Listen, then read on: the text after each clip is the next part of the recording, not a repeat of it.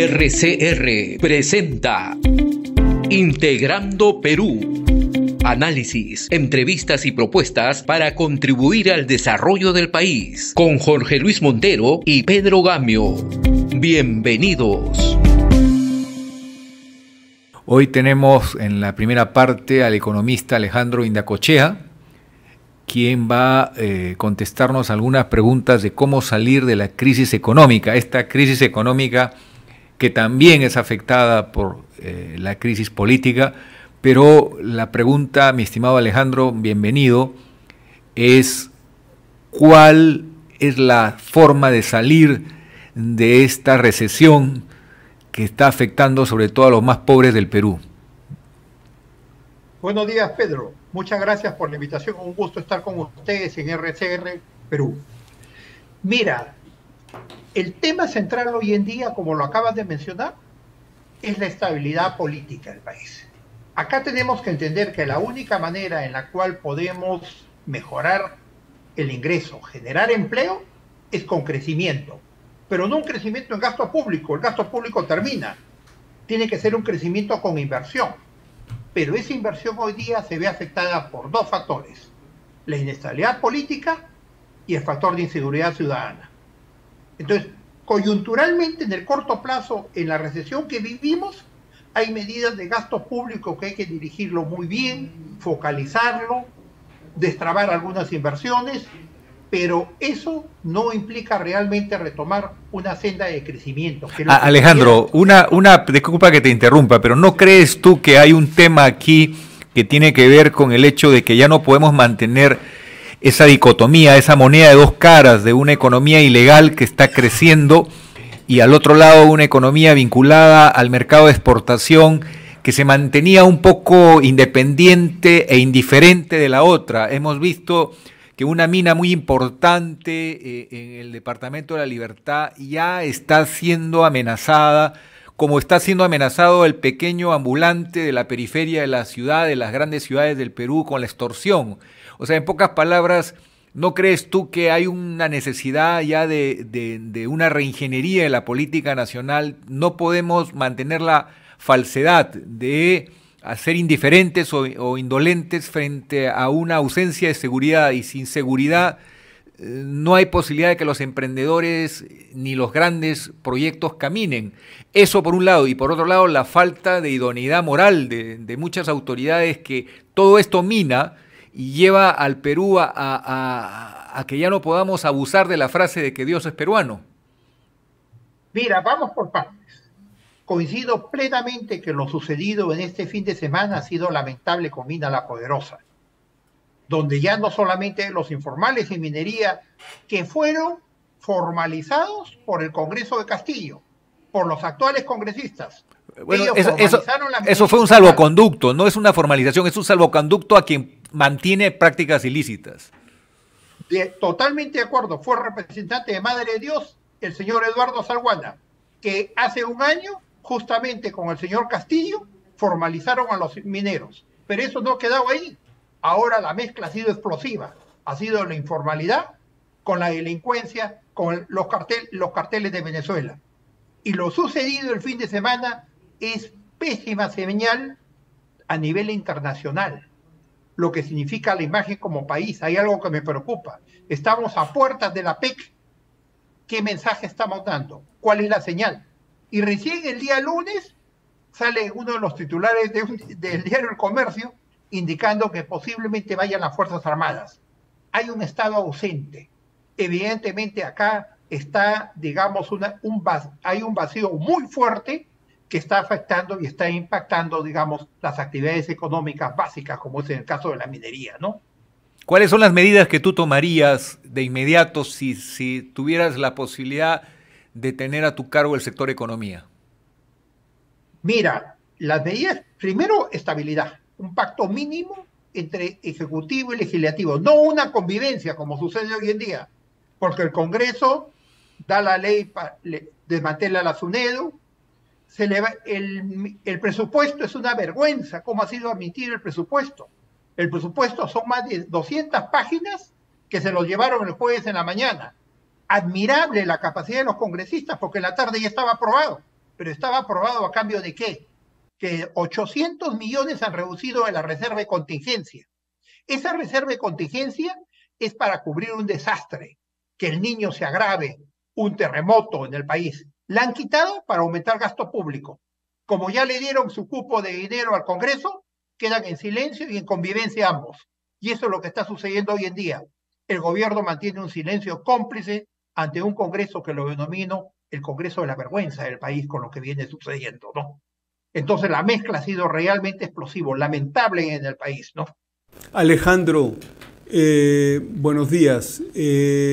¿Cómo se ha manejado el anexo 5 del presupuesto de la República? Porque creo que ahí ha habido poco menos que una rifa política para introducir proyectos, introducir gasto.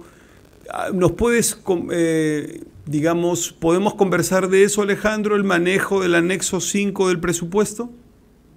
Claro, con todo gusto. Eso ha sido un sistema de concesiones, de prebendas. O sea, tiene que ir un ministro de Economía que realmente diga, señores, este es el presupuesto y esta es la emergencia del país. Si no me lo aceptan, me voy. Pero este es un botín, se está repartiendo, se está negociando los recursos del Estado.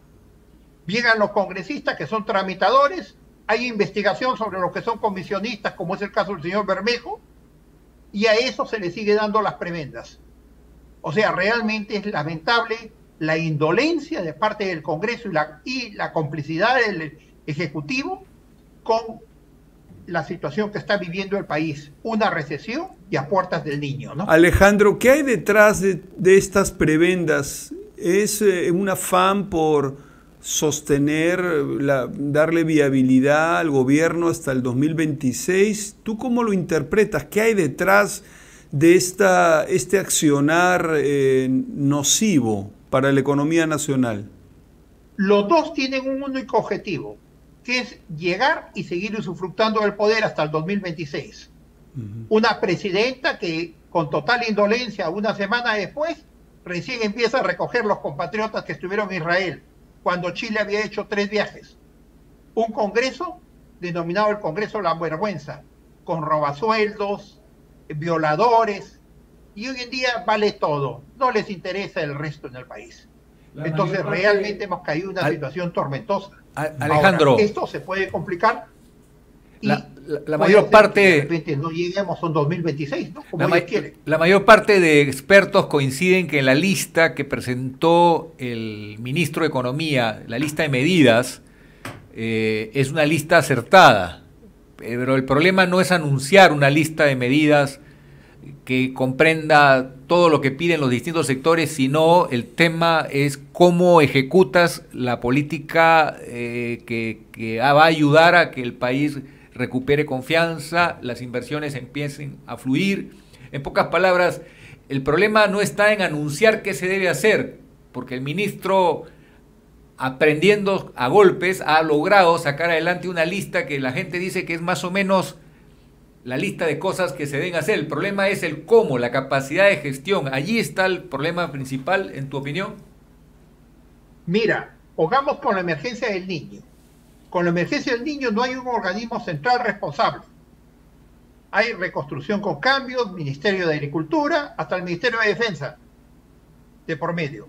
Y el nivel de ejecución para el gasto del niño es menos del 30% a nivel de los gobiernos locales y regionales. Ya se sabe que hay ineptitud y corrupción. ¿Cuál es la gestión del gobierno? ¿Cuál es la propuesta del gobierno? ¿Señalarnos que no se ha ejecutado y se afecta a la población con el niño? Tienen que tomar decisiones, tienen que actuar, llevar un proyecto de emergencia, que ante la emergencia del niño no podemos esperar, no hay capacidad de ejecución. Entonces lo vamos a ejecutar a nivel de un organismo central diferente. Entonces es un gobierno inerte, reactivo, bajo todo punto de vista, ¿no? Pero un ejemplo concreto, el caso del crédito reactiva. El crédito reactiva fue por primera vez en muchos años en la historia del Perú una tasa internacional que nunca habían tenido las pymes ni las medianas empresas, de dos puntos máximo. Eso fue algo que rompió el esquema de la banca en el Perú. Pero todas las facilidades adicionales que han venido por los problemas que han ahondado la crisis económica, los intereses se han elevado notoriamente. ¿Y de qué vale hablar de un nuevo Reactiva si los intereses son intereses que van a abonar en favor de una situación más crítica para la pequeña empresa? O sea, en pocas palabras, no fueron capaces de repetir la ayuda de Reactiva, que quedó como un hecho aislado frente a los intereses que acostumbran cobrar la banca en el Perú. Entonces, en este momento se está ahondando la recesión y estamos viendo que muchas empresas no se están recuperando, sino que el cuadro es más difícil. ¿Qué opinas sobre este tema? Yo tengo mis dudas sobre Reactiva. No tenemos un informe profesional técnico de cuáles han sido los resultados, ¿no? El último informe oficial por lo menos dice que la mayor parte del crédito se ha recuperado, que es, eso ya es un dato interesante, ¿no?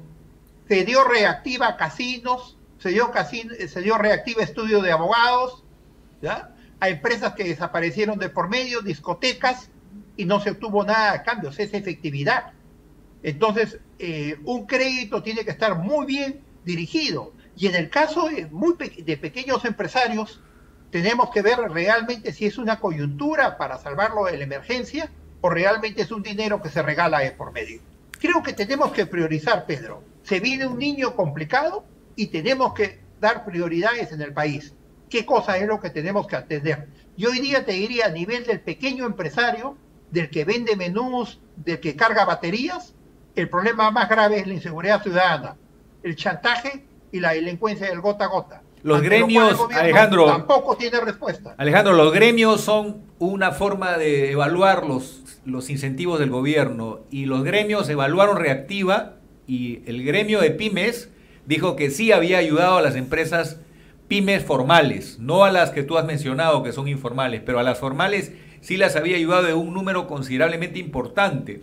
Pero lo que se critica es que es un hecho aislado, es decir, que no se ha vuelto a repetir un programa de auxilio con una tasa de interés tan baja, y que en el fondo se ha quedado empantanado todo este punche Perú, que no ha caminado como se esperaba, porque hay que tratar de retroalimentarse. Si no hay informes independientes que auditen esta situación, por lo menos una referencia son los gremios que agrupan a la pequeña empresa, por ejemplo, ¿no?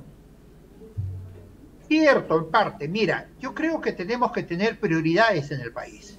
¿Qué pasa si el niño, porque están las probabilidades de que sea un niño grave o moderado, están a la par prácticamente? Entonces, en esa emergencia nacional, ¿qué es lo que tenemos que atender? ¿Qué tenemos que priorizar? Comida, emergencia en el país. Además, la situación, digamos, estamos hablando con el niño, no se han medido las implicancias. Sequía en el sur, estamos hablando pesca, que lo estamos viendo los efectos, los pescadores artesanales, los agricultores en el sur, todo lo que implica no solo agroindustria, que tiene un mejor colchón, sino estamos hablando pequeños, medianos agricultores de por medio, el daño a infraestructura, el costo de energía eléctrica, porque ya hay reservorios en el sur que está bajando el nivel de recursos hídricos. Entonces, no hay un plan, no hay un armado de conjunto. Y en esa emergencia nacional, la primera prioridad es atender, digamos, esa asistencia social. Comedores populares, estamos hablando pensión 65. Esa estrategia no la tiene el gobierno, no hay esa estrategia. Alejandro, a ver, primera preocupación que es evidente, la macroeconomía peruana, ¿qué tanto puede aguantar? ¿Qué tan resiliente es la macroeconomía peruana hoy para poder, por ejemplo, lanzar programas de reactivación económico, de salvataje económico, como fue con el COVID en el 2021? Reactiva. ¿Cómo está eso, Alejandro? Realmente me puedo imaginar que ya no tenemos el techo de antes, que estamos maltratados y gastados. ¿Hasta dónde podemos llevar nuestra macroeconomía para el rescate nacional? Mira, excelente tu comentario. El gobierno lo único que sabe responder es que hay dinero, pero no tiene lo principal, que es estrategia y capacidad de gestión. Y lo que estamos haciendo es consumir los recursos, lo que hemos generado como país durante más de 20 años, con lo que quieran, con todas las observaciones del modelo económico, que tenía problemas, evidentemente. No se priorizó educación, salud, hubo corrupción, hicimos Panamericano de $2.000 millones y no había camas UCI, ¿ya? Pero ese programa, ese crecimiento económico es el que permite hoy en día, digamos, poder afrontar, pero eso se agota.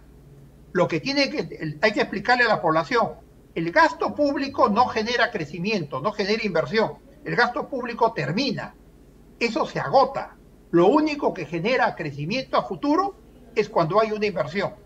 A manera de referencia, mira, a un ritmo de crecimiento del 1.8%, de acá a 25 años, a un cuarto de siglo, seguiríamos con el 20% de pobres. Y eso hay que explicarle al país. No es asunto de sacar la caja, dar crédito, ayuda asistencial. Hay que explicarle al país que si nosotros no crecemos arriba de un 4%, retomamos el crecimiento, vamos a seguir aumentando la pobreza. Tenemos 1.200.000 ninis. Vamos a sacarlos a barrer a la calle. Ok, pero termina eso y ¿qué hacemos? Entonces tenemos que hacer una reforma educativa. No un boicot, no una captura, digamos, como se ha hecho con la SUNEDO. Acaba de salir la prueba PISA. Terrible los resultados en el Perú. Y lo que más, esto salió publicado el día de ayer, lo que más da que decir es la brecha que genera en el país los que tienen el privilegio de tener una buena educación y el sector que no lo tiene. Alejandro, evidentemente. Hay medidas de mediano, de corto y largo plazo. Una reforma educativa, como tú bien señalas, es urgente, y defender también la calidad de la educación en el Perú, como has mencionado el caso de SUNEDU. Pero el médico tiene que atender al paciente que está en cuidados intensivos para salvarle la vida y tiene que tomar medidas de corto plazo. Yo te preguntaba por el crédito blando porque hay un problema de falta de productividad, sobre todo la pequeña empresa, todo aquel conglomerado que atiende al mercado interno. Hay problemas de asistencia técnica y problemas de crédito blando. Lamentablemente, en un momento donde hay recesión, esas medidas ayudarían muchísimo. No veo un programa articulado ni de asistencia técnica ni de crédito blando y todo se queda en el discurso. El anuncio es correcto, necesitan crédito, pero blando, necesitan asistencia técnica, pero ¿cómo se está dando? ¿Cómo logramos elevar la productividad de la mayor parte de pequeñas empresas del Perú? Ahora, hay otra prioridad, adelante, que va más allá. Ok, no hablemos de la reforma educativa, pero ya, ¿qué pasa si viene un niño grave y tenemos que dar de comer a la gente? Pensamos, ¿qué es prioritario? ¿El crédito blando o dar de comer y asistir la emergencia con un niño grave? Los bonos que se han venido usando desde la pandemia, ¿qué piensas de la administración de esos bonos? Terrible. Ese bono que repartieron a 13 millones y medio de personas con el señor Franque fue un regalo de plata. Dar los bonos sin focalizarlos equivale a regalar dinero en la calle. La Contraloría debería hacer un informe de esto. 13 millones y medio de personas que le regalaron el dinero de los bonos a todos, gente que recibía en su cuenta y simplemente iba a cobrar. Debería haber un informe de la Contraloría sobre todo el manejo de los bonos en los últimos años.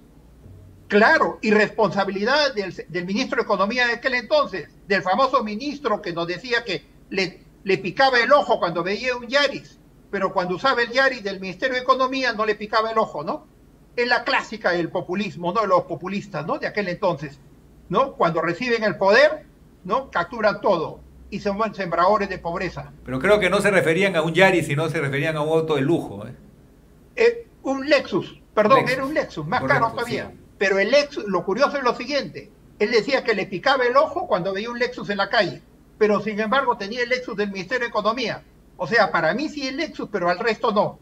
Eso es la frustración eso es la frustración, ese populismo, digamos, de esa pseudo izquierda en la que tiene que ser erradicada en el país, esos sembradores de pobreza. Alejandro, miseria, ¿no?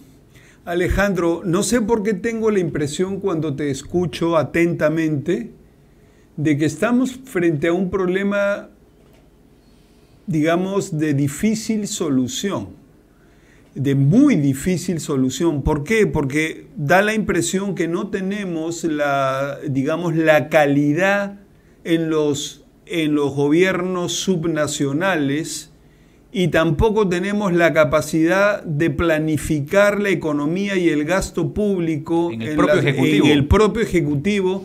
Entonces mira pues, Alejandro, el cóctel Molotov que se arme allí. tienes un ejecutivo que no planifica, que no sabe planificar, que no quiere planificar, algo así, y tienes a un gobierno, a una pléyade de autoridades subnacionales que no saben gastar el presupuesto, que no lo gastan bien, además totalmente perforados por la corrupción que nos devora. Oye, Alejandro, esto se ve muy mal.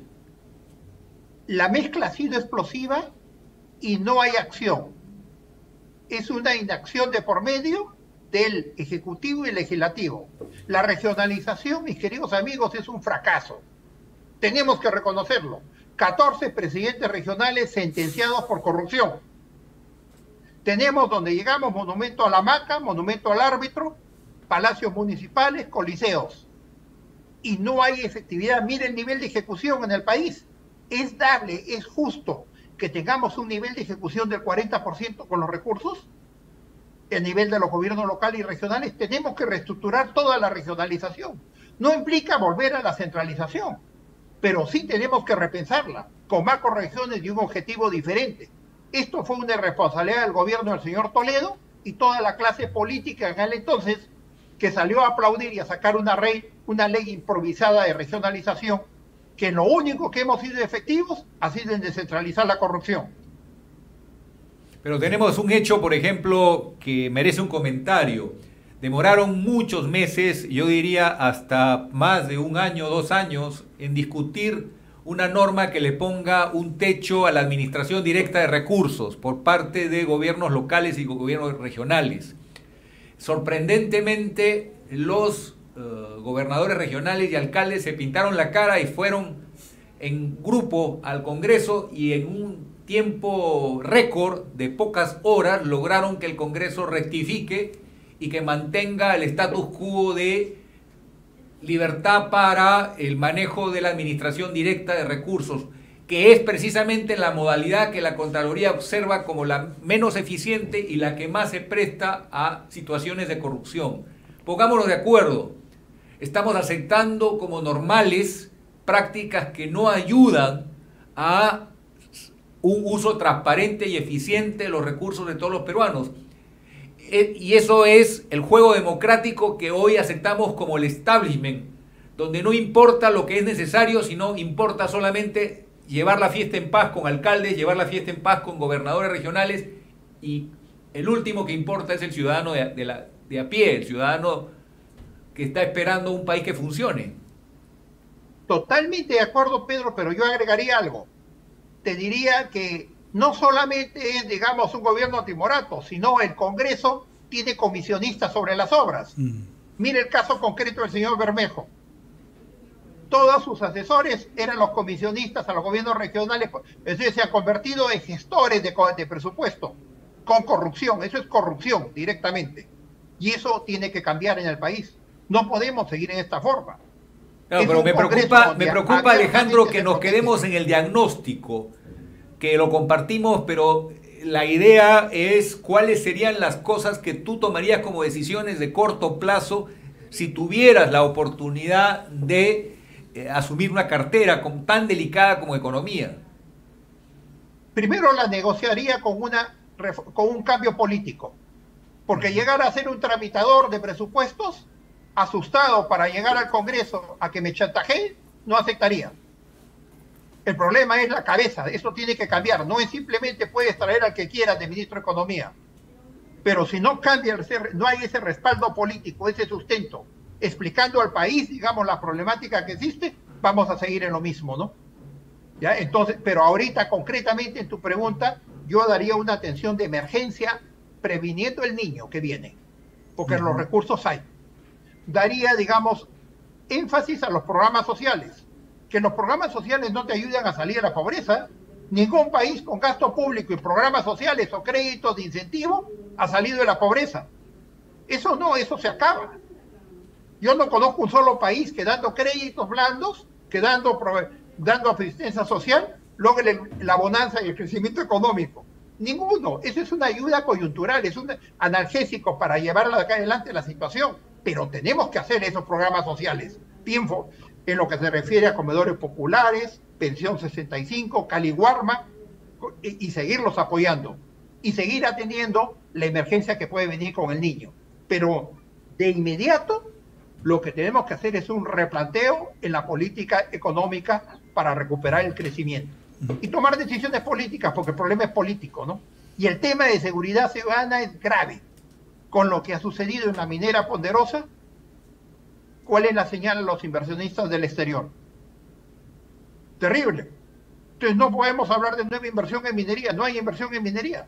Ya lograron su objetivo. La única manera es tenemos que dar una estabilidad política al país y, por otro lado, combatir el tema de la seguridad ciudadana con una buena estrategia. No con palabras bonitas, hermanos, hermanas. Tenemos que atender, el país está en emergencia. Tenemos 10 millones de pobres. Tenemos en riesgo alimentario más de 15 millones. Tenemos 1.200.000 ninis. No podemos tener una clase política indiferente, indolente, en la cual toma como un botín el presupuesto de la República para aumentar sus gastos insulsos. Alejandro, a ver, tomando estas ideas tuyas, Perú debería también plantearse un rol dentro de la economía internacional. Tú hablas claramente de que no hay desarrollo sin inversión, y la inversión fundamentalmente, la grande, importante, viene del extranjero. A ver, la conexión de Perú con la ruta de la seda a través del puerto de Chancay, a ver, la decisión política de hacer la minería peruana realmente la locomotora del crecimiento, no voy a decir desarrollo, pero por lo menos del crecimiento macroeconómico, apoyando las inversiones mineras, protegiendo las inversiones mineras, facilitando la tramitología minera, etcétera, etcétera. ¿Tú crees que aquí tenemos una oportunidad, digamos, discreta, pero una oportunidad para sostener nuestra macroeconomía, que es lo único que funciona en este país, conectándonos con las rutas internacionales de China, del comercio y con la minería? Mira, el Perú es un país, como se comenta muchas veces, bendito. Ya, por más mal que hagamos, muchas veces las cosas salen adelante. Minería. El Perú ha sido y va a seguir siendo país minero. El Congo ya nos va a superar como productor minero. Vamos a dejar de ser el segundo productor minero. No hay un solo proyecto minero nuevo en minería para los próximos años. Los que vienen son los que se vienen ejecutando. Entonces, hay que relanzar minería. Agroindustria, un sector estrella que, para variar, el Congreso anterior la malogró. Justamente lo que funciona bien hay que derruirlo en el país. Ojalá se vuelva a recuperar, digamos, el sistema laboral para que retome la agroindustria que está afectada por el niño. El puerto de Chancay, mira, acá hay un fenómeno muy peculiar. Hay hasta factores históricos. Chancay con Shanghái. Se comenta que los chinos vinieron antes a América Latina antes que los españoles. Estados Unidos se preocupa, pero no porque le interese Perú. Simple y llanamente lo que sucede es lo siguiente. Un barco de 50.000 toneladas de Shanghái tiene que ir primero a San Francisco, California, hacer transbordo y venir a América Latina, porque no hay puertos para retomar esos calados. Cuando esté en ejecución Chancay, en actividad, ya no necesitamos California, vienen los vapores de 50.000 toneladas. Pero el Perú está haciendo lo necesario, Alejandro, para aprovechar ese tremendo megapuerto que tú acabas de describir. Mira, justamente me ha dado gusto que el Colegio de Ingenieros convoque a un conversatorio, porque esto tenemos que mirarle un plan integral, que vayan los empresarios más allá de pensar en especular sobre los terrenos de Chancay.